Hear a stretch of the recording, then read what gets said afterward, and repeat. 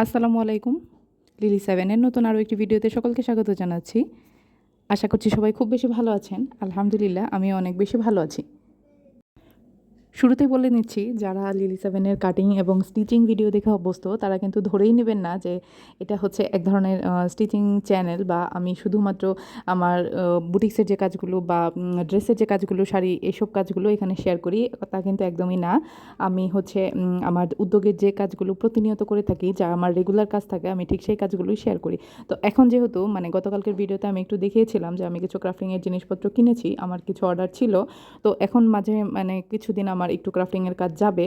সামনে যেহেতু পূজা আসতেছে, তো এখন সব কিছুই একটু বেশি কাজ যাবে। তো যখন যে কাজটা করব ঠিক সেই কাজটাই কিন্তু আমি লিলি সেভেনে শেয়ার করি। আশা করছি আপনারা আমার সাথেই থাকবেন। এটা ভেবে হতাশ হবেন না যে না, আপু তো এখন কাজ চেঞ্জ করে ফেলছে, আমি কেন এটা দেখবো। আমি কিন্তু বলিনি যে আমি এই কাজটা শেখাচ্ছি বা আমি এই কাজটা পারি। আমি শুধু জানাই যে আমি উদ্যোক্তা জীবনে যে যে সমস্যা ফেস করি বা যেভাবে আমি আমার কাজগুলো হ্যান্ডেল করি, ঠিক সেই জিনিসগুলো।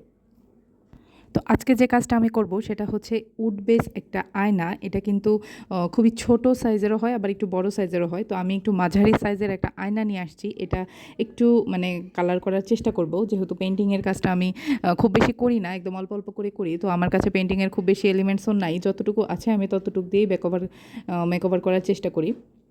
তো প্রথমে যে কাজটা করা হয় সেটা হচ্ছে কাঠের যে বেসটা থাকে তার উপর কিন্তু একদম সাদা একটা বেস কালার দেওয়া হয়। তার উপর আপনি যে কালার দিবেন বা আমি যে কালারে কালার করব সেই কালারটা ইউজ করব। আমি এখানে দুইটা আয়না আজকে কালার করব। এই দুইটা আয়নার মাঝে একটা হচ্ছে প্রজাপতি বেসের, প্রজাপতির একটা ডিজাইন, আরেকটা হচ্ছে একটু কলকা টাইপ ডিজাইন। তো দুটো কালার করার পর আপনারা ইনশাল্লাহ দেখবেন কোনটা কেমন হয়। অলরেডি কিন্তু আমি দুইটা কালার কম্বিনেশন করেছি। এখন ভাবতেছিলাম যে আসলে এটাতে আর কী কী করা যায়। তারপর একটু ফোটা দিয়ে দেখলাম যে না, এটা তো দেখতে খুব বেশি ভালোই লাগতেছে। আসলে যে কাজের ক্রিয়েটিভ জিনিসগুলো হয় কি যে আপনার যেটা মনে হবে, আপনি ভেতরে আপনার যতটা ডিজাইন থাকবে বা যতটা সুন্দর থাকবে, আপনার কাজের কিন্তু ফিনিশিংটা সেরকমটাই আসবে, এটা আমি মনে করি।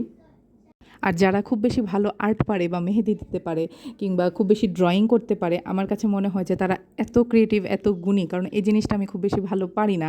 তো আমি যেটা না পারবো সেটা যখন অন্য কেউ পারবে, তখন অবশ্যই তাকে আমার অনেক বেশি অ্যাপ্রিসিয়েট করা উচিত, এবং আমার সেটাই মনে হয় যে সে অনেক কিছু পারে, অনেক ভালো পারে।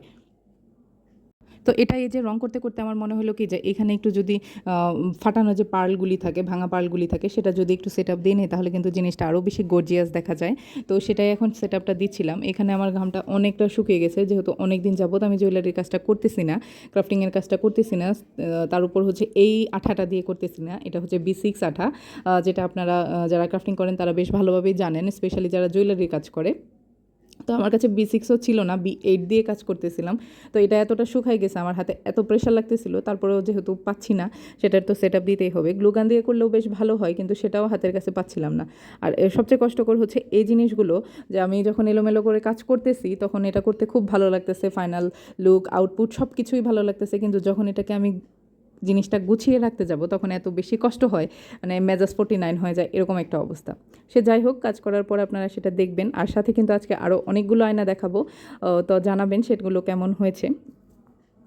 আমার লাস্ট একটা ভিডিওতে একজন আপু কমেন্ট করেছিলেন যে আমার তো মেয়ে বেবি নাই, তাহলে আমি বেবি ড্রেস কীভাবে বানাবো। তো আমি সেক্ষেত্রে বলেছিলাম যে আপনি আপনার নিজের জন্য কাজটা করতে পারেন। এখন শুধুমাত্র যে আমি বলবো যে ড্রেস বানাতে হবে বা ড্রেস ডিজাইন করতে হবে, বুটিক্সের কাজে করতে হবে, এরকম কিন্তু কখনোই না। আপনি যে কাজটা ভালো পারবেন, আপনার যে কাজটাতে মনে হবে যে না, আমার টার্গেট কাস্টমারের কাছে এই কাজটার ডিমান্ড আছে, আমার চারপাশে এই কাজটা চাচ্ছে, এটা করলে একটু প্রফিট হবে, তো ভেবে চিন্তেই কিন্তু কাজ করতে হবে। আমি যে কাজটা করি, আমি তো চাইবো যে এই কাজটা প্রচার করতে।